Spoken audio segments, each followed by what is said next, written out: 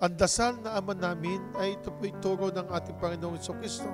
Mismong siya ang nagsasabi, ganito kayo mananalangin. Naandun ang iyong pagsusumamo, naandun ang iyong paghingi, naandun ang iyong pagpapatawad, naandun ang ikaw ay patawarin, naandun ang ikaw ay nananalangin matimtiman.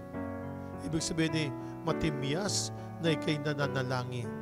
Kompletong pagdarasal, pananalangin. Humihingi, nagpapatawad, nagmamakaawa, nagsisisi, nagpapasalamat. Ipagpasalamat po natin at hingin po natin sa ating Panginoong Diyos ang lahat-lahat.